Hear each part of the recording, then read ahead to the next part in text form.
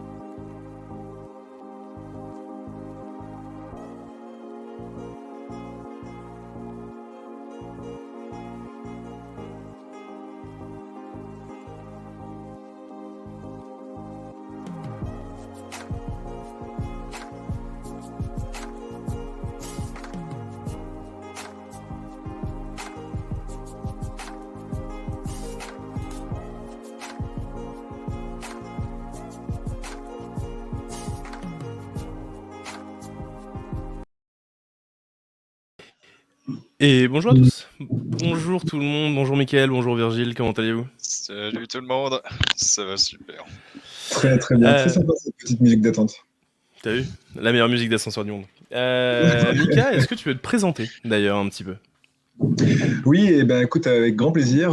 Merci de me recevoir aujourd'hui pour participer à ces sujets qui font partie aussi de mon quotidien, puisque moi je suis donc historiquement conseiller en investissement financier. J'ai eu le plaisir de passer par l'école à l'IRA il y a maintenant 4 ans, je crois, pour notamment le parcours expert DeFi. Notre métier chez Alpin Capital, en fait, donc moi je suis le CEO d'Alpin Capital. Le métier d'Alpin Capital, c'est vraiment d'être une marketplace à destination des CGP SIF en France et en Suisse pour la distribution de mandats de gestion crypto régulés. Donc tous nos partenaires que l'on distribue ont le statut de PSAN. Certains ont eu aussi la chance de passer par Alira. Et donc aujourd'hui, voilà, c'est un grand plaisir de pouvoir participer encore une fois à cette émission sur un sujet lié relativement près au patrimoine, quoi. Carrément. Et donc Virgile, peux-tu te présenter aussi? Yeah, salut tout le monde, donc ouais, c'est Virgile et je m'occupe principalement du contenu par écrit d'Alira, donc pour ce qui est des newsletters, des posts, etc. Donc, et c'est tout pour moi. Et je suis Cyril Cassagnier, le formateur des développeurs, formateur auteur de la formation développeur. Et aujourd'hui, c'est moi qui commence ce live. J'espère que Jérémy nous rejoindra par la suite. Il a un petit contretemps, et donc du coup on commence sans lui. Et on va démarrer un petit peu par un sujet qui est vraiment un sujet d'actualité, qui est la fin des stables. Et donc du coup, juste pour mettre en contexte ce sujet, une loi est passée dans l'Union européenne l'année dernière, qui s'appelle la loi MiCA, et qui a fortement mis un coup de pied dans la fourmilière des stablecoins. Et aujourd'hui, on se retrouve avec un changement du marché lié à cette loi qui va commencer à s'appliquer très sérieusement.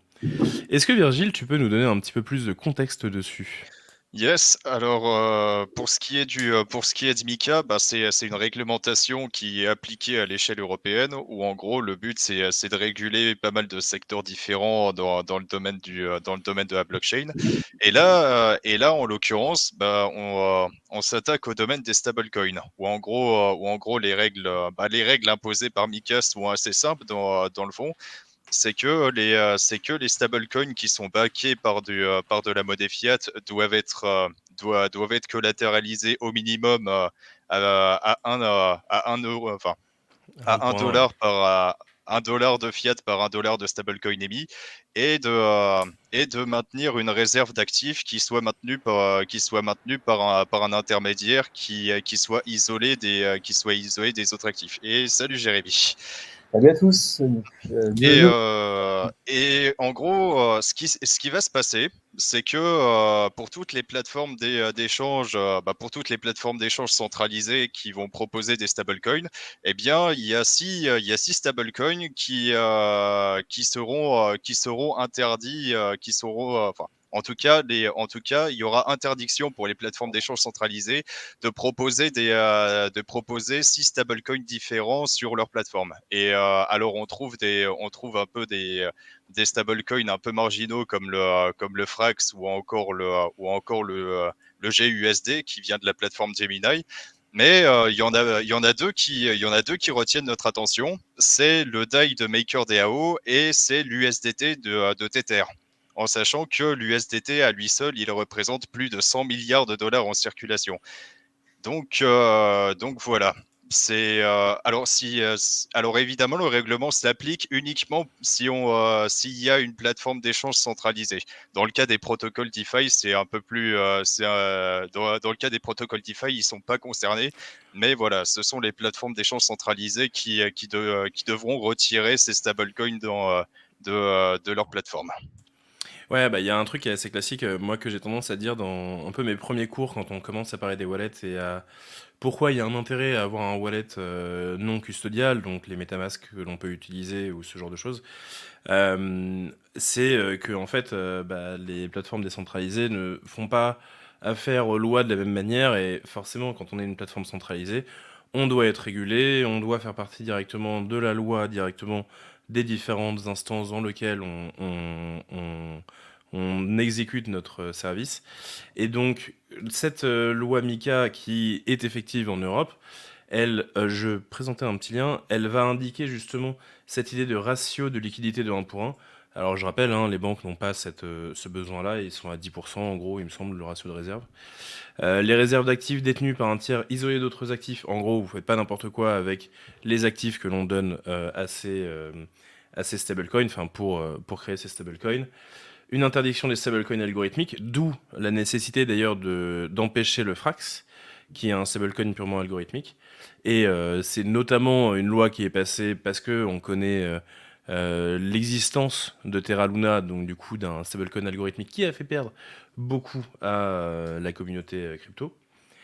Et enfin, une obligation pour les émetteurs de détenir des licences en tant qu'établissement de crédit ou institution crypto. Donc en gros, si vous voulez émettre des stablecoins, vous devez être régulé pour pouvoir avoir des stablecoins qui soient affichés dans les différents échanges centralisés. Et c'est vrai que ces échanges centralisés doivent répondre à la loi. C'est leur obligation. Et sinon, ils ne peuvent pas apparaître en Europe. Donc c'est quand même un gros marché, ils ont envie de le faire, de rentrer dans ce marché. Et donc, la plupart des échangeurs centralisés, aujourd'hui, justement, vont rentrer dans cette idée de « Ok, Mika, c'est un petit peu chiant, mais on va devoir y aller quand même. » Et c'est notamment le cas, je ne sais plus où c'était Binance. Binance qui expliquait...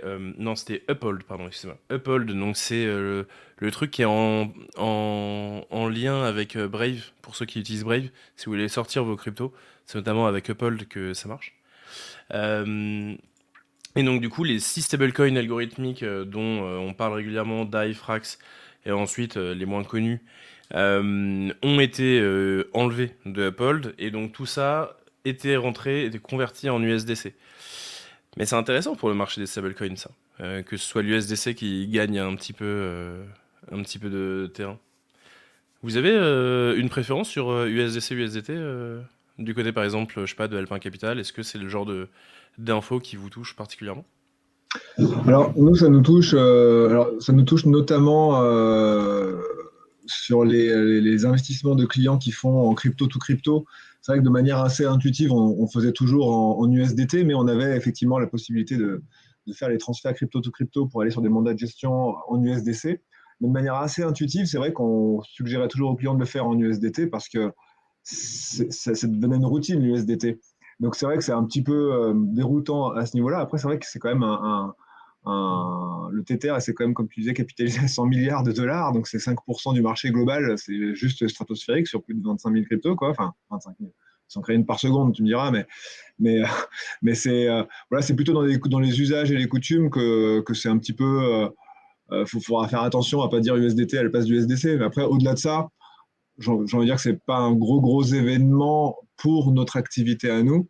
Moi, ce que j'ai l'impression, c'est surtout qu'on a quand même les MNBC qui poussent derrière et qui aimeraient bien évincer la totalité des stablecoins, parce qu'on voit bien l'intérêt de la blockchain, c'est la transparence absolue.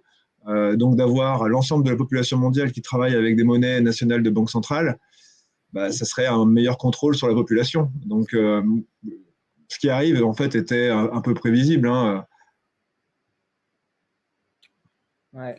Après, bon, effectivement, c'est logique qu'il y ait des règles qui s'appliquent. Après, il faut voir est-ce que les règles tuent plus rapidement l'innovation que quelque chose, quoi. S'ils s'en tiennent juste au stablecoin, j'ai envie de dire que ce sera pas trop grave, quoi. Ouais. C'est un mal pour un bien. Après, si ça permet de sécuriser, d'avoir plus de flux financiers, bon, on le voit bien, hein, cette régulation amène finalement les géants à aujourd'hui mettre les deux pieds dedans. Et nous, on le voit de notre métier où depuis 2022, on a créé cette structure de courtage où les CIF, les conseillers en gestion de patrimoine, il y a encore 6 mois, étaient tous à nous dire non, j'y crois pas, ça m'intéresse pas, ou je veux pas y aller dedans. Maintenant qu'on a ces gros institutionnels accompagnés de cette régulation, de cet durcissement de la réglementation, maintenant l'agenda est plein. Donc c'est un mal pour un bien, c'est des flux financiers qui vont venir de manière croissante, c'est plus d'étudiants qui vont se dire bah tiens, je vais aller faire un tour chez Alira. Et donc c'est tout un marché de l'emploi qui va du coup se pérenniser. Donc malheureusement, Ouais. le côté utopiste de Satoshi et de son équipe ne pouvait pas durer et perdurer éternellement, quoi.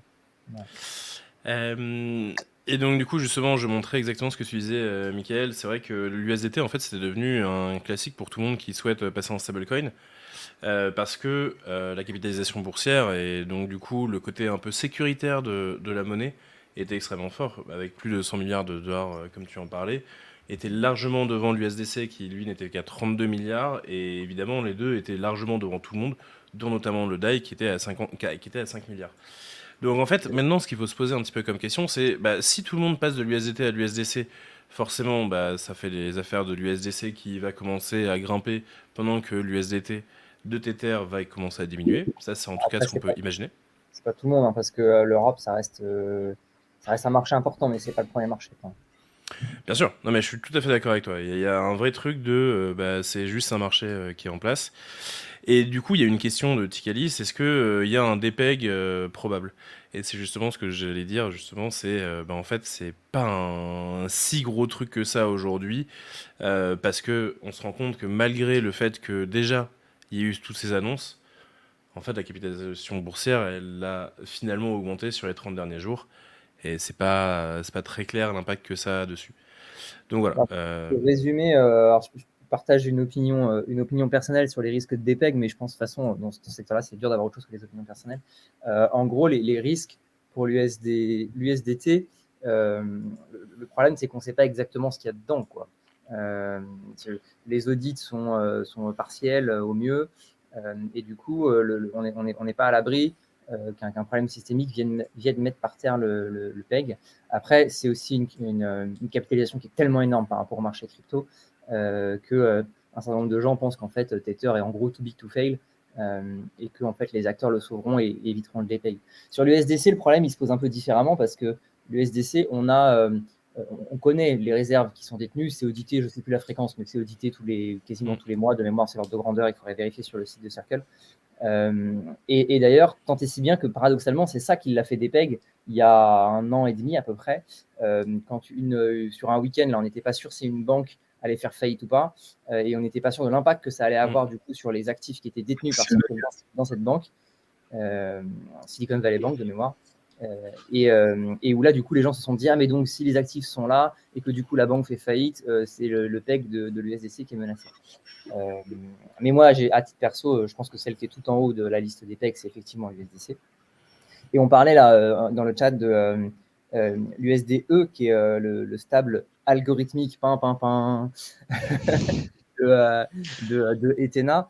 Alors normalement, quand vous entendez stable algorithmique, si vous avez été bien éduqué, vous devez avoir au moins un drapeau rouge qui se lève. Alors, le fonctionnement de ce stable algorithmique, évidemment, comme tous les stables algorithmiques, est nouveau et ne correspond pas aux anciens. Et promis, cette fois-ci, on ne refera pas de la merde. Et promis, cette Évidemment. fois-ci, on va garder le PEG. Comme beaucoup de stables algorithmiques, l'USDC propose des rendements qui sont géniaux. Je ne sais pas quoi, ils payent du 18 ou du 20% en gros sur du stable, c'est merveilleux. Je vais vous dire que le livret A, il peut aller se remballer. Le problème, c'est que comment est-ce qu'ils obtiennent ce rendement? En gros, ils mettent en place ce qu'ils appellent une stratégie delta neutrale. Donc, ils conservent la moitié. Donc, s'ils ont par exemple 1000, ils sont de mémoire à 2-3 milliards de market cap.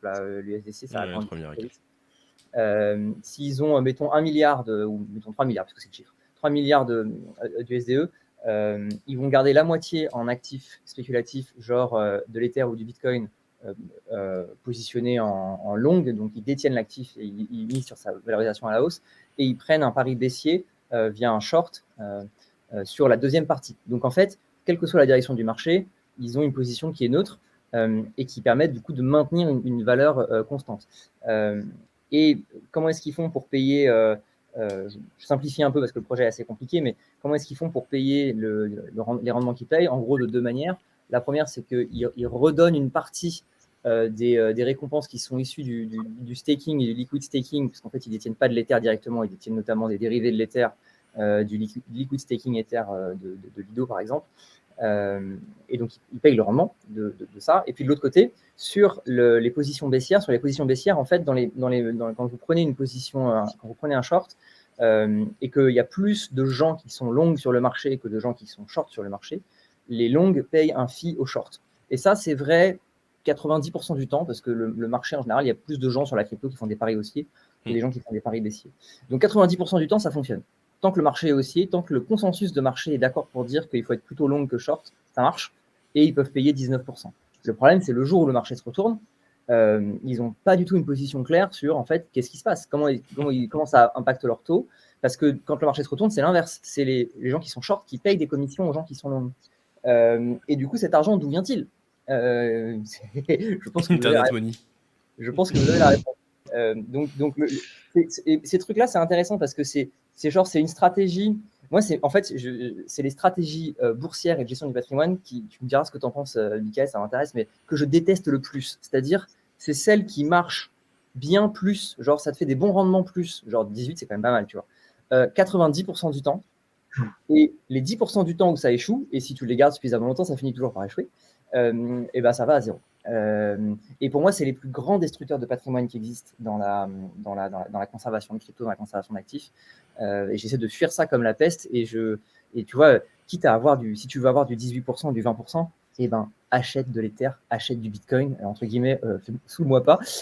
Tu vas avoir ce rendement-là annualisé, tu vas le payer émotionnellement parce qu'il y a de la volatilité, et donc tu vas avoir de la volatilité, c'est normal, ça fait partie du jeu. Mais au moins, dans 4-5 ans, tu es sûr que tu auras encore des sous, quoi. Alors que si tu détiens une position sur des dérivés avec des stratégies delta neutral que tu ne maîtrises pas, dans 4-5 ans, à mon avis, les chances que tu sois à zéro, elles sont pour le coup très différentes de zéro.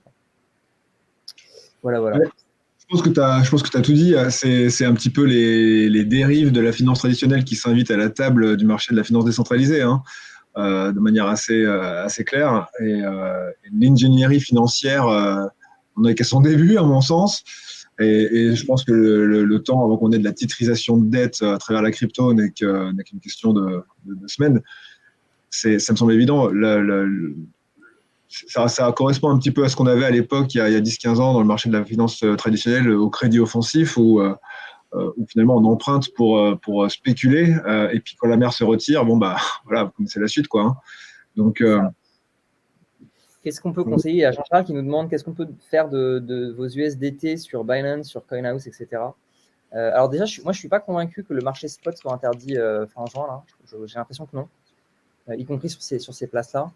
Et après, le plus simple, si vous voulez être tranquille, c'est de les retirer sur vos petits wallets unhosted, sur vos wallets préférés, en fonction des montants. Soit vous avez une extension sur un navigateur, Rabi, MetaMask, ce que vous voulez.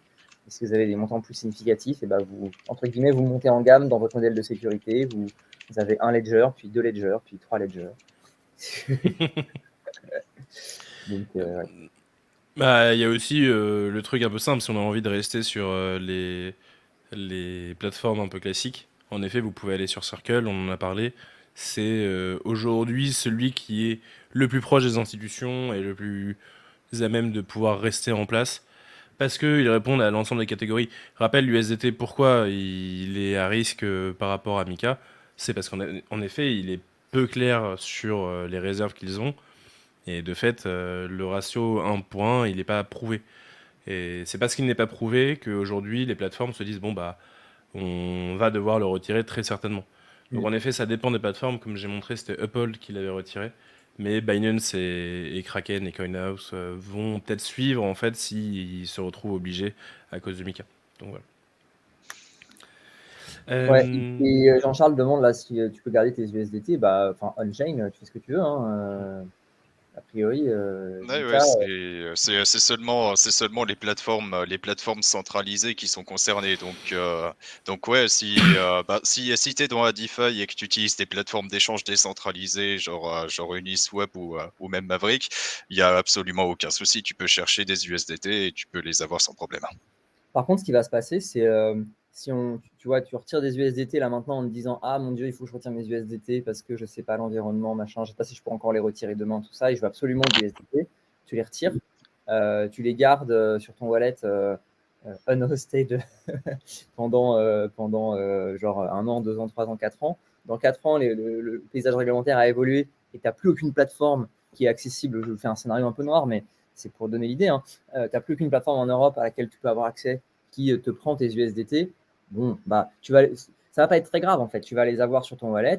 Si tu veux les recash-in ou les refaire un swap ou quelque chose, bah, tu les changes dans un stable qui est accepté par la plateforme ou même directement en Ether, tu fais le transfert à la plateforme et l'Ether, il sera toujours accepté par les plateformes. Donc, pour moi, il n'y a pas vraiment de sujet. Si tu veux les retirer pour t'assurer que tu les gardes, bah, retire-les. Et si demain, les plateformes ne les acceptent plus, tu pourras toujours les swapper on-chain pour un truc que les plateformes acceptent et puis tu les redonneras aux plateformes à ce moment-là. Quoi. Après, la particularité, c'est que finalement, ça rend l'accès à l'USDT, en tout cas l'usage de l'USDT, limité à des, entre guillemets, spécialistes. Et voilà, finalement, ça répond à l'attente, à mon avis, du régulateur, qui est de sécuriser le non avisé sur le marché des cryptos.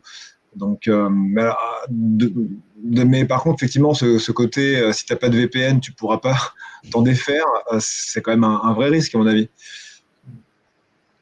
Picalis dit ça va pousser l'utilisateur lambda vers des sexes moins régulés, pas bien. Bah ouais, mais en fait, de toute façon, c'est toujours ça. Hein. Enfin, ça, c'est genre, on est champion du monde en Europe pour ça. Genre, oh mon Dieu, FTX arrive, on va faire une réglementation pour éviter qu'un nouveau FTX arrive. Mais de quoi tu me parles? En fait, FTX, c'est pas régulé en France ni en Europe. Ça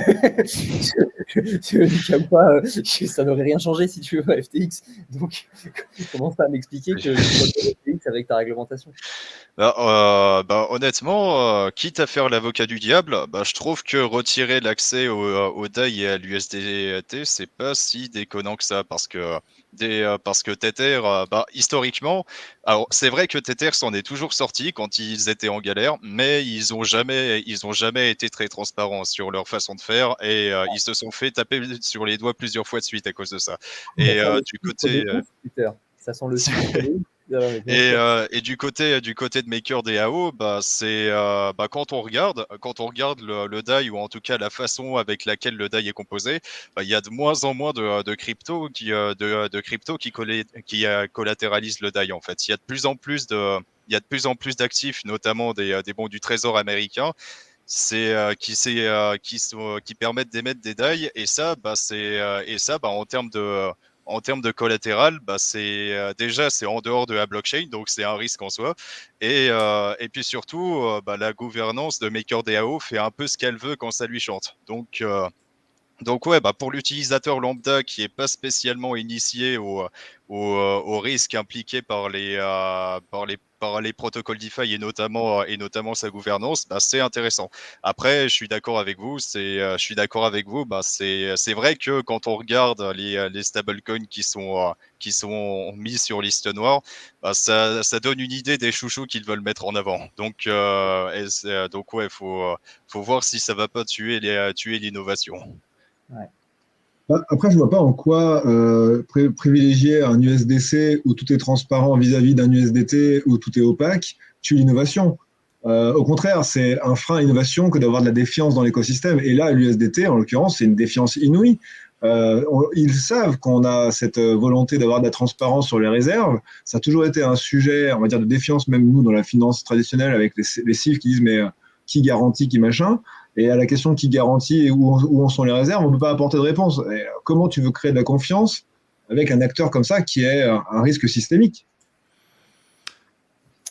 Alors, en vrai, moi, il y a un truc que j'aime bien dans ce truc-là. Alors, je suis d'accord pour USDT et USDC sur ce débat-là, mais par exemple, sur le cas des stablecoins algorithmiques qui sont strictement interdits, moi, en fait, je trouve ça un peu dommage. J'aime bien les stablecoins algorithmiques. Alors, l'USDE, j'entends, c'est un truc qui peut paraître dégène, mais en fait, tous les stablecoins algorithmiques sont dégènes parce que les stablecoins algorithmiques, c'est réussir à trouver de la valeur fixe, ce qui est quand même déjà compliqué. On sait faire augmenter une valeur, on sait faire diminuer une valeur. Réussir à l'avoir fixe, c'est le truc compliqué. À partir de rien, littéralement. Il n'y a pas de réserve de valeur. Non, mais c'est la pierre philosophale, hein. C'est la présentation du flou en or. Hein. Il y en a que ça a occupé un moment. Hein. Et je sais que dans mes cours, j'aime bien présenter justement des papiers de recherche. Alors, je les donne à mes élèves, je les lis pas forcément devant eux parce qu'il faut pas déconner non plus. Mais justement, des papiers de recherche sur les premiers stablecoins algorithmiques qu'on pouvait retrouver à partir de 2014, ces papiers de recherche. Et l'idée, c'était justement de les appeler les Keynes Money pour essayer de faire de la valeur financière sans rien derrière, sans aucune production derrière. Et je trouve ça extrêmement intéressant comme sujet. Et je trouve que dans l'idée, si on a envie d'être complètement décentralisé à terme à un certain moment, en fait, c'est notamment par ce genre d'éléments qu'on va pouvoir réussir. Parce que les stablecoins backés, bah, en fait, tu as une banque derrière qui décide de ce qu'ils veulent, parce qu'on n'a pas dit, mais l'USDC, ils peuvent friser vos comptes s'ils le souhaitent. Enfin, il y a quand même toujours ces éléments-là. Les stablecoins, comme le DAI, en effet, il y a plein de problématiques sur le DAI, moins sur d'autres, comme par exemple le LUSD, qui sont un peu plus sérieux. Mais voilà, et je trouve que les stablecoins algorithmiques, c'est une très bonne proposition, extrêmement compliquée à mettre en place, et très à risque. Mais je trouve ça extrêmement intéressant. Voilà, c'était ma hot take du jour. Bah, c'est en fait ce que je trouve vraiment très triste avec les stablecoins algorithmiques, c'est que c'est une proposition qui est ultra intéressante, mais qui s'est fait affliger d'une malédiction par Terra. En fait, en fait Terra, l'idée était bonne, mais c'est juste la gestion du risque qui était complètement aux fraises. Et bah, avec une gestion du risque un peu plus responsable, bah, ça aurait apporté quelque chose de vraiment intéressant. Mais à n'en point douter qu'il y a déjà des projets plus responsables qui sont en développement pour ça. Bon, allez, je vous propose de passer au deuxième sujet. Un sujet suivant, on va parler des NPU. Les NPU, c'est les nouvelles pièces de hardware. Qu'est-ce que ça mange en hiver, Cyril, des NPU? Alors, les NPU. NPU, qu'est-ce que ça signifie déjà? C'est Neural Processing Engine, enfin Engine d'ailleurs, donc c'est Unit pour le U du NPU. L'idée d'un NPU, c'est un petit peu d'avoir un GPU qui est dédié à l'IA. Donc qu'est-ce que c'est qu'un GPU? C'est ce qui fait tourner votre machine, c'est la puissance de votre machine, c'est le processeur, et donc là ici c'est des processeurs pour l'IA. Alors pourquoi on en parle? Bah, tout simplement parce que c'est une évolution du marché du hardware qui est extrêmement importante, qui a lieu en ce moment depuis pas mal de temps. On a vu par exemple Nvidia qui propose des NPU dans ses cartes graphiques. On a vu Nvidia qui est monté en flèche récemment et qui du coup a dépassé complètement Apple et Google et qu'importe l'entreprise que vous voulez, ils sont passés premiers en capitalisation boursière il y a peu. Market cap de légende. Ouais, allez, je monte market cap. Nvidia parce que c'est quand même une dinguerie. Hop. Alors, c'est plus que Bitcoin, beaucoup plus que Bitcoin. Ouais, c'est beaucoup plus que Bitcoin, tout à fait. Hop, c'est ça hein, la courbe de Nvidia. Donc, pour ceux qui ont acheté là, c'est pas mal, ça valait le coup. Donc ouais, il y a un vrai truc, d'augmentation. Donc c'est 3,3 pour Microsoft, c'est combien pour Nvidia? C'est passé à 3,1. Ah, ils sont descendus un petit peu. Ah ouais, bon, bah, j'imagine que l'hype, ils se sont dit, oh bon, calmons-nous quand même. Bref. Donc Nvidia a pris beaucoup grâce à justement au marché de l'IA parce que les IA génératives, parce que l'ensemble du marché de l'IA tel qu'on le connaît. Mais c'est pas les seuls à avoir surfé sur la vague et aujourd'hui on se retrouve avec Microsoft et Apple qui veulent aller à fond du côté de l'IA et qui ont sorti de deux côtés des outils pour ça, avec notamment des NPU et qui tiennent dans une poche si vous le voulez. Allez, je vais commencer déjà par Apple Intelligence. Apple Intelligence, c'est la nouveauté de iOS qui met en place justement ces idées d'IA à l'intérieur de votre téléphone. Et comment ça fonctionne, cette IA par téléphone? Bah, il faut forcément avoir quelque part dans votre téléphone un outil qui permette de traiter l'ensemble des informations de votre téléphone pour pouvoir faire de l'IA dessus. Pourquoi? Parce que si juste on a un serveur externe, bah, le serveur externe, selon les règles des différents pays, que ce soit RGPD, que ce soit même en Amérique, eh bien en fait, ces serveurs ne doivent pas avoir accès normalement aux informations de votre téléphone. Il y a quand même des lois sur les datas et sur votre vie privée. Donc il faut quelque part que votre téléphone soit en capacité, pour pouvoir faire de l'IA dessus, de traiter localement les données qui sont sur votre téléphone. Et donc ça, c'est permis justement par les NPU. Et donc tout le travail des NPU, ce sera justement de donner du contexte local à vos recherches IA, à vos demandes à l'IA. Et donc Apple Intelligence, c'est ce qu'ils font. Alors ils font un mix des deux, hein. Ils font donc du coup du traitement interne et du traitement externe. Notamment, ils se sont associés avec OpenAI pour pouvoir faire tout ça. Ce qui est quand même une dinguerie, parce que OpenAI, c'est Microsoft. Donc c'est quand même très intéressant d'ailleurs comme sujet géopolitique de l'économie à ce niveau-là. Mais cette Apple Intelligence, qui d'ailleurs sera pour beaucoup interdite en Europe au début, pour plein de raisons, notamment sur les datas. En fait, cette Apple Intelligence, qu'est-ce qu'elle est censée faire? Elle est censée, par exemple, vous donner de l'information sur, je sais pas, vos mails, par exemple. Alors, je sais pas, je sais que j'avais vu quelque part ça passer. Bon, évidemment, je le retrouve plus. Si, allez, hop, c'est bon, c'est là. En gros, typiquement, vos mails, vous avez une super longue discussion de mails avec 3 de vos collègues. Et bien, en fait, là, quand vous allez lire, au lieu de voir juste un sujet qui n'a plus rien à voir avec la discussion, vous allez avoir en 3 lignes un petit résumé de vos mails. Et bien, ça, typiquement, il faut avoir accès aux mails. Vous n'avez pas donné vos mails à ChatGPT, vous n'avez pas donné un mail à un serveur, vous avez donné vos mails à votre processeur local. Et donc, ce genre de truc, ça marche aussi pour les notifications, ça marche pour les pages web que vous regardez, ça marche pour les documents que vous êtes en train de lire. Et on est capable très rapidement de traduire, de résumer, de comprendre, de réinterpréter, d'en faire des images, et ainsi de suite, de manière extrêmement simple. Donc, il y a cet avantage-là, avec les NPU, de pouvoir traiter localement de la donnée, et donc d'éviter d'avoir à l'externaliser, ce qui est extrêmement puissant. Ok. Une fois qu'on a dit ça, c'était pour la partie Apple. Et pour la partie Apple, ils travaillent dessus maintenant depuis pas mal de temps. On se rend compte que les différents chips, donc les différents GPU Apple, justement augmentent leur capacité grâce au NPU depuis maintenant pas mal de temps, notamment pour le traitement des images aussi. Quand on fait une photo, hop, ça la traite en vitesse et ça nous fait une photo plus jolie. Et donc ces NPU vont être intégrés à l'intérieur des dernières puces Apple, les M3, les M4 pour les ordinateurs, les A40000 pour les téléphones. Et tous ces éléments-là vont permettre d'augmenter donc les capacités de vos outils. Du côté de Microsoft, ouais, pardon. Ouais, on peut peut-être dire aussi pour Apple, là, ou alors je l'ai loupé dans ce que tu as dit, mais ça va être mis à jour, c'est pas du nouveau matériel que vous allez devoir acheter, c'est une mise à jour sur du matériel existant. Donc en gros, c'est des gens qui ont des Apple, qui ont des puces M1 et après, et sur les iPhones, je crois que c'est à partir du 15 et suivant. C'est ça. Ouais. Exactement, c'est dans une mise à jour que seront rajoutées ces Apple Intelligence et l'ensemble des fonctionnalités proposées par la mise à jour.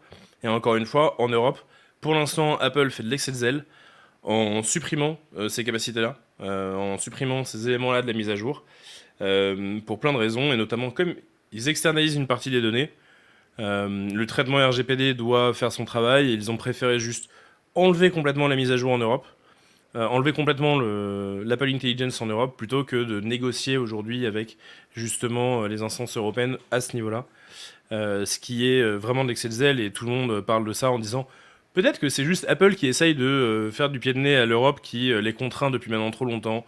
On a déjà parlé de l'USB-C, on peut parler de plein d'éléments qui les saoulent au fur et à mesure du temps. Et donc c'est peut-être Apple qui dit Eh oh, l'Europe, vous êtes méchants. Donc, Il y a des voyages qui vont avoir lieu aux États-Unis durant l'automne. c'est à peu près ça. Et donc Microsoft, évidemment, n'est pas en reste. Et un des points sur lesquels Microsoft travaille depuis pas mal de temps, évidemment, ils ont acquis ChatGPT. Donc déjà, premièrement, bon, ils travaillent sur l'IA depuis maintenant pas mal de temps, mais ils ont envie d'aller plus loin que ça. Et aller plus loin que ça, c'est, comme je dis encore une fois, mettre localement dans les machines justement de l'IA pour augmenter les capacités de la machine. Par exemple, retrouver vite vos fichiers, faire en sorte que vous dites à votre machine, ok, s'il te plaît, sors-moi les 10 derniers mails que j'ai qui vont parler de ça, parce que je sais qu'à l'intérieur j'ai un truc, et hop là, ça vous les sort. Disons que c'est extrêmement simple d'utilisation, et ça passe par une fonction qui s'appelle Copilot+. Hop, je vais essayer de vous trouver ça rapidement. Microsoft Copilot, c'est votre assistant IA au quotidien. Et Microsoft Copilot+, c'est aussi devenu une norme qui permet à certains constructeurs d'ordinateurs qui indiquent justement avoir des puces NPU ayant assez de puissance, ayant 45 000 teraflops minute, un truc comme ça, qui donc du coup ont cette puissance-là, d'être certifiés Copilot+, et donc du coup d'avoir accès aux éléments Copilot directement en local sur la machine, et d'être reconnu pour les capacités justement de ces NPU. Et donc aujourd'hui, on en a une palanquée qui est sortie avec un processeur qui s'appelle le Snapdragon X Elite, qui est vraiment quelque chose de non négligeable dans l'industrie, dont on parle comme étant un game changer, pour plein de raisons. Alors évidemment, parce qu'il y a de l'IA dedans, et que l'IA, c'était vraiment au cœur de la stratégie de Microsoft pour faire en sorte de combattre en gros l'hégémonie MacBook. Il faut bien voir qu'aujourd'hui le marché des ordinateurs portables, c'est les MacBooks, et derrière Microsoft est très loin derrière pour beaucoup de personnes, et pour plein de raisons. Les MacBooks sont puissants, ils sont beaux, ils sont efficaces, et surtout ils sont efficients en batterie. Et ça, c'est un problème qu'avait Microsoft. Et ils se Ouais, cassent pas tous les ans et demi, si je puis me permettre d'ajouter mon grain de sel à cette histoire. c'est vrai. Et merci Tikali, c'est vrai qu'ils ont que 49%, et c'est pas vraiment acquis. Mais bon, bref, ils sont quand même très implantés dans OpenAI. Non, c'est complètement vrai pour cette partie aussi de stabilité. Et Microsoft travaille depuis longtemps avec ses surfaces justement pour essayer d'avoir son MacBook killer, donc le Surface, allez, le Surface Laptop, je vais taper, histoire que tout le monde voit ce que c'est Surface Laptop. C'est des jolis ordinateurs, hein. Moi j'en ai un depuis pas mal de temps et ça tient la charge. Donc voilà, c'est des beaux ordinateurs tout en métal et tout, un peu à la MacBook. Et en fait, tous ces ordinateurs-là et les nouveaux ordinateurs qui vont sortir vont utiliser justement cette nouvelle puce Snapdragon 8. Alors du coup, quel est l'avantage de cette puce? On l'a dit, premier élément, c'est l'IA. Donc du coup, elle est built for AI, et l'IA justement ces éléments qui permettent d'être Copilot+. Ok, ça c'est cool. Mais c'est pas tout. On l'a dit, l'un des avantages des MacBooks, c'est la batterie. Eh bien, justement, ils vont passer exactement comme l'a fait MacBook, comme l'a fait Apple, à ARM. Alors, juste de manière très rapide, on a du coup des machines qui ont donc des processeurs, et pour parler à ces processeurs, il faut pouvoir parler le langage du processeur. Et ces processeurs-là, ils vont avoir différents langages. Les langages les plus connus sont x86, x32, et notamment, enfin x64, pardon, et ARM. Alors ARM était vraiment une plateforme qui était dédiée à la base au mobile, qui était dédiée aussi aux serveurs, mais pas tant que ça aux ordinateurs grand public, et c'en est venu là avec notamment Apple qui est passé à ARM pour ces fameuses puces M1, M2, M3. Ok, donc Microsoft part sur la même stratégie. On change un peu le game en allant vers ARM avec Snapdragon. Snapdragon qui est un fabricant de processeurs depuis longtemps sur les mobiles, les Snapdragon 800 et ainsi de suite. Et Snapdragon est très reconnu justement sur sa gestion des ARM. Et donc, ils ont partenarié avec ARM, avec Snapdragon, pour pouvoir construire justement ces puces ARM pour ordinateur. Ça a déjà été fait en fait il y a 2 ans de ça, mais c'était une première itération qui était un peu moisie. Là, celle-ci a l'air d'être beaucoup plus efficiente. Il y a beaucoup de tests qui pop aujourd'hui parce que littéralement, les NDA, le fait de ne pas pouvoir parler de ces puces-là auprès des influenceurs sur Internet est arrivé. La fin des NDA est arrivée fin juin, donc là, il n'y a pas très longtemps. Ce qui fait qu'aujourd'hui, tous les tests indiquent que oui, en effet, c'est plus résistant à niveau batterie. Et le côté IA est pas un gadget finalement, c'est assez utilisable et c'est assez intéressant. La problématique des ARM, c'est que toutes les applications ne sont pas encore compatibles. Ils ont mis en place, exactement comme Apple, un système de traduction de x86 vers ARM. Ça fonctionne bien, c'est pas parfait, mais ça fonctionne pas mal. Et donc, du coup, la nouvelle stratégie de Microsoft, c'est de rejoindre Apple sur le marché des ordinateurs portables, notamment via l'inclusion et de l'IA et de ces batteries plus efficientes. Donc voilà un petit peu l'idée qu'il y a aujourd'hui autour des NPU. Et vraiment, le principe même de ces NPU, c'est un principe qui, normalement, doit permettre justement aux utilisateurs d'avoir quelque chose d'un petit peu plus performant sur l'IA et de pouvoir utiliser justement cette IA en local sans avoir à passer par un serveur et donc du coup sans mettre à mal l'ensemble de vos données. On voit mal par exemple une entreprise, je sais pas, un Airbus proposer à ses employés du Microsoft si jamais l'ensemble des données allait à ChatGPT, ça serait quand même un peu abusé. Alors que là, bah, ils peuvent leur filer des ordinateurs avec du coup de l'IA locale et ça fonctionnera très bien et ce sera plus sécuritaire pour, pour les employés. Ouais, c'est un énorme changement de paradigme. C'est un changement de paradigme de ouf et c'est en train de faire bouger les lignes à une vitesse qui, comme d'habitude, j'ai l'impression de le dire toutes les semaines, mais m'affole. M'affole.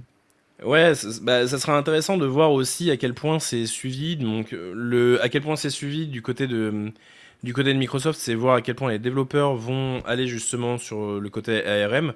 Quand on est Apple et qu'on décide de juste full passer l'ensemble de ces ordinateurs en ARM, bah, les développeurs sont obligés de suivre. Microsoft, c'est un peu compliqué parce qu'ils auront toujours les ordinateurs de bureau qui seront en x86 parce que c'est plus performant pour des grosses tâches, même si c'est moins efficient. Si l'ensemble des constructeurs se disent bon bah la couche de traduction, ok, elle enlève un peu de puissance, mais en vrai ça fonctionne. Bah, j'ai pas besoin de traduire moi-même. Il faudra voir à quel point c'est suivi. Il faudra voir à quel point Microsoft met de l'argent dedans aussi pour chaque année proposer du nouveau contenu justement sur ces puces et faire en sorte que l'IA ne devienne vraiment pas qu'un gimmick, mais tout simplement un outil qui vous permet d'aller beaucoup plus vite dans votre productivité, dans votre création de contenu ou ce genre de choses. Je sais pas, on peut penser aux artistes qui ont besoin de beaucoup plus rapidement trouver des loops, trouver des images qui sont intéressantes et ce genre de choses. Il y a plein d'éléments qui peuvent amener à penser que l'IA va changer les choses pour les gens et c'est notamment par l'inclusion d'outils d'IA intégrés que peut-être que ça passera. Donc voilà, on verra. Ok, trop bien. Bah, hyper hâte de voir l'évolution de tout ça. Je me prévois mon petit voyage aux US en octobre. Est-ce que bientôt le rachat de Qualcomm par Microsoft, c'est quand même compliqué. Qualcomm c'est bien gros, mais bon, ils ont dépensé je sais pas combien pour ChatGPT, donc on n'en sait rien. C'est pas impossible. Après, est-ce que Microsoft c'est dans son intérêt d'avoir la production et du hardware et du software, peut-être que ça vaut pas le coup. Je me rends pas compte exactement. Allez, passons au troisième sujet pour lequel on a fait venir Michael Bobin. Il s'agit de... Alors, je vais prendre une précaution oratoire d'usage. Je vais le dire une fois et ça va être valable pour les 20 prochaines minutes. Ce qui suit n'est pas un conseil en investissement. Hop, fin de l'avertissement de rigueur. Michael, comment est-ce qu'on fait pour gérer la crypto dans son patrimoine? Et blague à part, pour moi, c'était vraiment intéressant de te faire venir et de te poser cette question-là, parce qu'en fait, on entend tout et son contraire et beaucoup de choses stupides depuis des gens qui vont dire « Oh mon Dieu, mais tu as 1% de Bitcoin dans ton patrimoine, tu es donc un dangereux dégénéré qui finance le terrorisme, etc. » Et de l'autre, des gens où s'ils n'ont pas 100% de leur patrimoine, plus un prêt conso, plus l'hypothèque de leur baraque, plus machin, sur une position Ether x10, ils dorment pas bien la nuit, quoi. Enfin, à mon avis, ils dorment pas bien la nuit, ces gens, de manière globale. Mais entre ces deux extrêmes, en gros, comment est-ce qu'on peut gérer la question de l'intégration de la crypto dans son patrimoine? Alors, c'est une bonne question. Nous, on commence souvent nos conférences en citant Schopenhauer, qui disait, d'ailleurs, Idriss Aberkan aussi disait la même chose, Chaque idée innovante, tu sais, passe par 3 phases. D'abord, c'est ridicule, ensuite c'est dangereux, enfin c'est évident. Et on met souvent en exergue cette compréhension de l'évidence à 2 vitesses. C'est-à-dire que pendant que le particulier, alors évidemment, sauf les particuliers qui sont chez Alira, mais pendant que le particulier commence à se dire, mince, finalement, c'est peut-être pas complètement idiot ce truc d'image de singe sur des formats numériques, il y a peut-être un sujet sous-jacent un peu plus intéressant. Eh bien, en fait, pendant ce temps-là, on a les gros acteurs du monde industriel et financier qui sont déjà sur le sujet depuis 2017-2018 pour une bonne partie. Aujourd'hui, nous, on essaie de présenter des statistiques, simplement pour faire comprendre l'adoption de la tech vis-à-vis des grands groupes. Et on sait qu'aujourd'hui, 94% des 500 plus grosses boîtes mondiales utilisent de près ou de loin la technologie blockchain. Soit l'ont intégrée, soit utilisent à travers une autre société, comme VeChain, etc. Donc, partant de ce principe-là, l'idée, c'est de montrer et démontrer aux gens que la technologie, elle est adoptée à la même vitesse. D'ailleurs, vous avez certainement tous vu les graphes par rapport à Internet. On est dans le même time-lapse que l'adoption d'Internet. Et de dire que, étant donné le potentiel complètement disruptif de cette technologie, il serait, à l'inverse, complètement déraisonnable de ne pas la considérer dans une logique de diversification du patrimoine. Alors, c'est vrai qu'aujourd'hui, c'était un peu compliqué parce qu'il y a la régulation qui était encore balbutiante, les conseils en gestion de patrimoine qui sont souvent précurseurs dans les trends, génial, dans les trends d'innovation financière, étaient quand même, nous on le voit bien, parce que notre métier c'est d'accompagner les gestionnaires de patrimoine pour leurs clients finaux. Et jusqu'à l'arrivée de BlackRock, je crois que le 14 janvier, on avait des agendas relativement vides. On avait 3-4 rendez-vous par-ci, par-là avec les CGP qui acceptaient, qui étaient un petit peu, eux, aventuriers, qui acceptaient de me rencontrer. Maintenant, c'est quasiment 75% des CGP qu'on contacte qui sont ouverts à, en tout cas, comprendre de quoi il en retourne et à comprendre quelles sont les solutions qui peuvent être proposées. Alors, moi, je tiens à signaler que chez Alpin Capital, on est la finance traditionnelle qui s'invite au marché crypto. On n'est pas comme... Moi, j'accueille tout le monde. On n'est pas sectaire. Ouais, voilà, mais on n'est pas comme... je crois que je ne me souviens plus comment il s'appelle. Je ne retiens jamais le nom, pourtant il est super connu, le CGP moustachu qu'on voit souvent sur BFM. Le CGP moustachu de Froissart, Alexandre de Froissart. Voilà, qui lui, en fait, un CGP un petit peu hors norme parce qu'il propose finalement à ses clients de faire de la finance vraiment décentralisée. Alors que nous, on propose à nos clients de faire de la finance centralisée pour s'exonérer de toute nécessité de compréhension de ce qu'on fait. Heureusement que Daniel n'est pas là, mais qui comprennent qu'il y a un intérêt technologique et industriel qui se cache derrière en fait cette innovation financière et technique. Donc, c'est intéressant de voir justement que ce métier-là peut être fait de manière différente, de manière complémentaire. Et de pouvoir voir que justement, il y a des approches différentes parce qu'en fait, vous avez aussi des clients qui, j'imagine, sont un peu différents, ont des envies différentes en termes d'investissement personnel, d'implication technologique, émotionnelle, différentes. Donc c'est intéressant de voir ça. Et voilà, donc nous, tout notre enjeu, c'est de la pédagogie, comme vous finalement, de faire comprendre là où on en est, pourquoi c'est un marché qui est résilient. Et là, c'est vrai qu'on est beaucoup aidé, conseiller en gestion de patrimoine, il y a pas mal d'abréviations. Mais NPU, en fait, c'est pareil, vous n'avez pas mis un petit truc neural. Mais bon, globalement, voilà. L'idée, c'est vraiment de faire comprendre que cette innovation, elle est en marche, mais c'est aussi de faire comprendre que c'est un marché qui est très jeune. In fine, le marché des cryptos, si on enlève le roi, c'est un marché qui a que 10 ans. On a effectivement une crypto par seconde qui se crée, mais bon, c'est que des Ponzi. On a un marché avec des classes d'actifs au sein de cette classe d'actifs comme les meme coins, qui jusque-là créent de la défiance vis-à-vis des institutionnels et du monde de la finance, mais qui maintenant devient une thématique d'investissement à part entière, où il y a vraiment des modèles de compréhension de comment on fait de l'investissement sur ces mêmes coins. Donc ça intègre chez certains gérants les portefeuilles. Alors pour une petite partie, ils vont plutôt sur de la recherche fondamentale, mais ça c'est un point important. Et donc justement, ces gérants, là on était justement en webinaire juste avant avec des ingénieurs qui ont créé des stratégies algo. Donc, c'est des gens qui travaillaient dans les plus grands groupes financiers au monde, qui maintenant proposent des solutions algo pour générer de la performance, alors notamment sur Bitcoin, avec qui on était avant. Mais on a vraiment des profils de la finance qui rentrent dans la gestion d'actifs crypto qui étaient des gérants stars. Hein. On a un autre mandat où les gérants sont professeurs de data science à la Sorbonne Panthéon. Donc, on a vraiment maintenant de la qualité qui s'invite sur la gestion d'actifs délégués dans la crypto. Et ça, c'est super important pour créer de la confiance pour les clients. Parce que finalement, tous ces flux financiers qui vont intégrer des placements traditionnels basés sur la crypto, c'est autant de flux qui vont abonder dans des projets qui vont pouvoir embaucher, qui vont pouvoir avoir des débouchés pour Alira. Et donc, c'est tout un écosystème qui est en train de se sécuriser grâce à la régulation. Alors oui, la régulation, je me rappelle à l'époque, on jouait encore un peu au poker. C'était Argel m'a tué. On parlait d'Argel pour ceux qui jouent un peu au poker. Là, on pourrait dire Mika m'a tué. Non, Mika, en fait, me permet d'être dans un écosystème qui est pérenne et sur lequel je vais pouvoir m'appuyer pour dire à mon fils va dans l'écosystème crypto parce qu'il y a un marché de l'emploi qui va faire que grandir. Et donc voilà, tout ça est intimement lié. Mais par contre, nous, ce qu'on explique, c'est qu'attention, si on enlève effectivement Bitcoin, Ethereum, Solana et Tether, bref, on enlève le top 5, ce marché qui vaut 2400 milliards, c'est un marché qui ne vaut plus que 500-600 milliards à tout casser.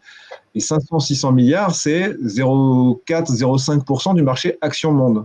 Donc, concrètement, sur le sujet, est-ce que c'est intéressant de mettre de la crypto dans son patrimoine, étant donné que, on a les institutionnels qui ont mis les pieds dedans.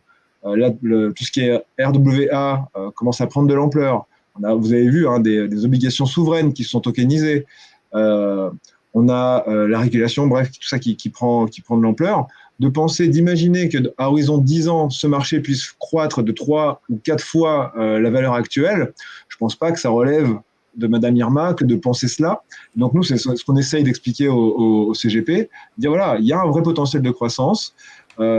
Aujourd'hui, ce serait complètement déraisonnable de ne pas y affecter une partie de son patrimoine. Alors évidemment, après, il y a un consensus qui dit pas plus que 10%, etc. Mais entre 0 et 10%, il y a une marge qui fait que le marché peut croître de manière stratosphérique sur les prochains mois, prochaines années, quoi. Moi, il y a un truc, je me dis, c'est le bon moment pour le partager. C'est des règles que je m'applique à moi-même. Et après, vous êtes tous adultes, vous êtes libres de vous appliquer les règles à vous-même. Mais sur la partie gestion de la crypto dans le patrimoine, en gros, je me les suis listé là, il y a 5 règles. La première, c'est investis ce que tu ne peux pas te permettre de perdre sur Bitcoin et sur Ether. Vous savez que d'habitude, il y a le conseil investis que ce que tu es prêt à perdre. Moi, je pense que quand on regarde versus les alternatives d'investissement qui existent et quand on analyse un peu les investissements, je ne vais pas le faire là parce que ça va prendre trop de temps. Mais je pense qu'en fait, le vrai conseil, en fait, il est dans l'autre sens. C'est, à mon avis, il faut détenir du Bitcoin et de l'Ether par rapport à ce qu'on ne peut pas se permettre de perdre dans le patrimoine, pas l'inverse. Mais cette règle, elle fonctionne aussi en cohérence avec les quatre suivantes, à savoir, investis ce dont tu es capable de gérer la volatilité sur les prochaines années. Ça, il y aura de la volatilité, il y aura des moins 80. Et donc, en fait, quand on investit notamment sur de l'Ether ou du Bitcoin, pour moi, il faut absolument être capable de gérer la volat sur 4-5 ans. Et donc, ça veut dire de ne pas avoir besoin du cash aujourd'hui pour faire les travaux chez vous après-demain. Pas de trading, pas de levier, c'est la troisième règle. Je pense que je connais personne qui a... Enfin, voilà, pour moi, c'est une règle d'or. On investit sur un horizon de 5 ans et plus. La dernière règle, c'est ne vends pas. Voilà. Ne vends jamais. C'est ce que des gens qui avaient du Terra Luna disaient aussi. Là. Ouais, mais la différence entre Terra Luna et Bitcoin et Ethereum, je vais les mettre dans le même sac, c'est que Bitcoin et Ethereum, c'est les meilleurs actifs qui existent sur Terre. Alors, là, c'était de la saloperie. Alors moi, on a montré Nvidia quand même tout à l'heure. Ouais. Oui, il y a Nvidia qui est comme mieux. Ce que j'explique justement au CGP, c'est que de penser que Bitcoin et Ethereum seront toujours là demain, on ne peut pas avoir de certitude, évidemment. Il y a tellement d'évolutions techniques, et on voit bien l'IA qui, avec les NPU, les machins, etc., dont vous parliez, l'innovation dans ce secteur va ne faire que croître. Et rien ne dit que... Alors si, il y a quelque chose qui dit que Bitcoin devrait être encore là, c'est le fait que les institutionnels on commence à en mettre dans tous les fonds de pension. Donc ça sécurise grandement, on va dire, le sujet. En revanche, Ethereum, Ethereum, ça va être un peu pareil, mais Mais globalement, voilà, faut pas être sur des certitudes. Nous, c'est ce qu'on explique. Oui, il y a un potentiel de croissance. Oui, c'est évident qu'il faut y mettre un petit peu d'argent. Alors, et a fortiori quand c'est géré par des professionnels de qualité, parce que nous, ce qu'on explique à l'inverse, c'est qu'investir seul sans avoir des compétences poussées, c'est du casino. Hein. Enfin, clairement, tous les succès se font ou se défont. On l'a vu avec l'époque d'Internet, dans les années 90. Les champions du début, il en reste que très peu aujourd'hui, quoi. Et donc, voilà, il faut se garder en tête. Je C'est tout comprends ce possible, que quoi. tu dis, mais pour moi, ça c'était un argument qui était recevable en 2014, en gros, en 2014, 2015, 2016, avec tous les ICO, etc. Bitcoin, c'est pas Quantum Ready, toute cette vague-là. Mais on est en 2024, ça fait 14 ans qu'il est là, le truc. Il est increvable. Il est increvable. Et il a un modèle qui est construit pour résister au chaos. Enfin, tout dans son modèle est construit pour résister au chaos. Et de manière un peu différente, mais aussi de manière un peu similaire, Ethereum, c'est la même chose.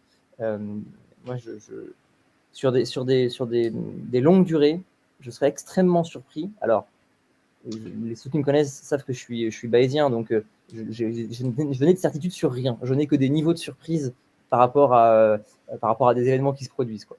Mais du coup, je serais extrêmement surpris que Bitcoin et qu'Ether soient détrônés comme réserve de valeur dans les 100 prochaines années. Je garderai Bitcoin. Comme tout être humain, je peux me tromper et je peux être surpris. Ça m'arrive parfois. Ether, pour moi, ça serait moins sûr, mais je crois que c'est Virgile qui est fan de Ether comme réserve de valeur. Non, pour moi, le plus sûr, c'est Bitcoin et ensuite Ether. Je suis pas sûr de ça, mais tranquille. Ah bah, on avait déjà eu le débat de toute façon il y a quelques mois. Non, mais c'est intéressant. Oui, c'était Ada qu'il avait une grosse conviction sur Ada. Non, c'était Polka. Non, mais. C'est fini? Ouais. La traîne de Polkadot elle est finie. Non, par contre, ce qui est intéressant, c'est justement, on est en train de parler un peu des altcoins. Chez Alpin Capital, vous avez une stratégie justement autour de la diversification du portefeuille crypto, autour des altcoins et ce genre de choses? En fait, nous, on distribue 5 types d'investissements patrimoniaux sur les cryptos. Donc, la première, c'est sur de la gestion profilée. Donc là, on travaille beaucoup avec l'équipe de Meria sur les solutions d'investissement profilé, gestion prudent, équilibré, dynamique. Donc là, c'est des mandats qui vont à la fois être sur du stacking, qui vont, Asher, à la fois sur du lending, il y a une petite partie de spot, etc. Donc eux font la gestion directement de manière discrétionnaire des projets qu'ils investissent dedans. Donc là, voilà, on a une partie plutôt de gestion de conviction. Donc là, on va avoir des partenaires comme DeFi Labs. Donc là, c'est une équipe robuste qui était à la tête de hedge funds qui pesaient plusieurs dizaines de milliards de dollars.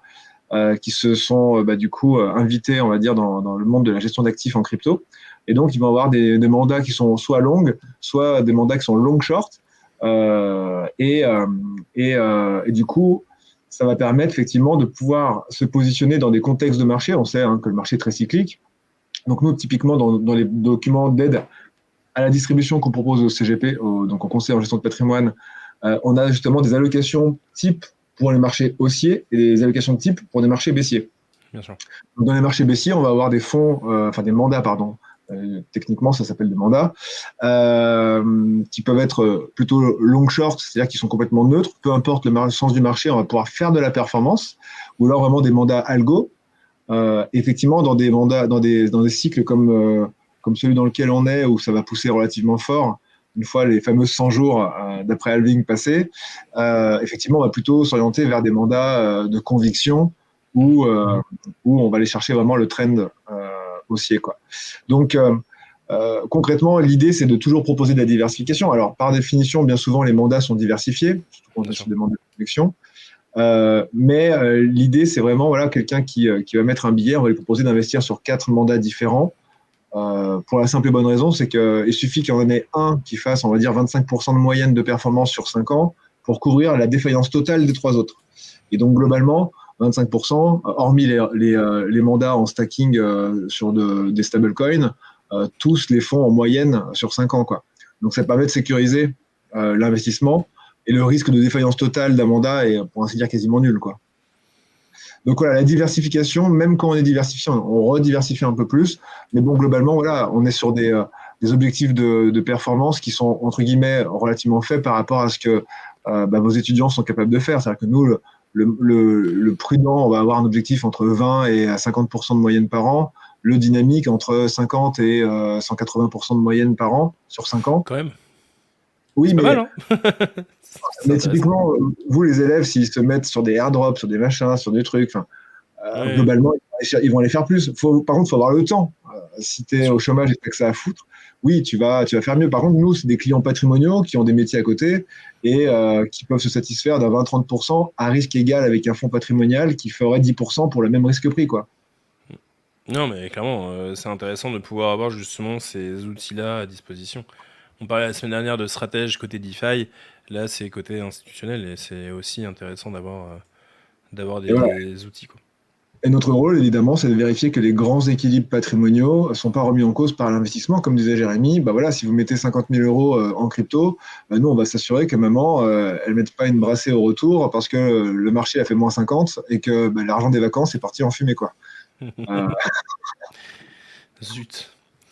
On peut pas aller à la grande mode cette année. Pour aller à la grande note. C'est pas comme ça que je me suis dit. Bon, C'est ça. on arrive à la fin de cette chronique. Merci beaucoup, Michael, d'avoir été parmi nous aujourd'hui pour nous partager ta vision du marché de la crypto dans le patrimoine. Merci beaucoup, Cyril et Virgile, également d'avoir été là. Merci à tout le chat d'avoir été là. On salue les stagiaires, c'est Wandawa qui avait les stagiaires. Ouais. Écoute, embrasse-les de notre part, hein, tu leur fais coucou. Et tous les autres, on vous salue et merci d'avoir également été là.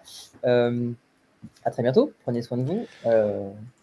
Bon appétit, vous voulez dire un truc, Cyril ? Non, okay. Bon appétit à ceux qui n'ont pas déjà mangé.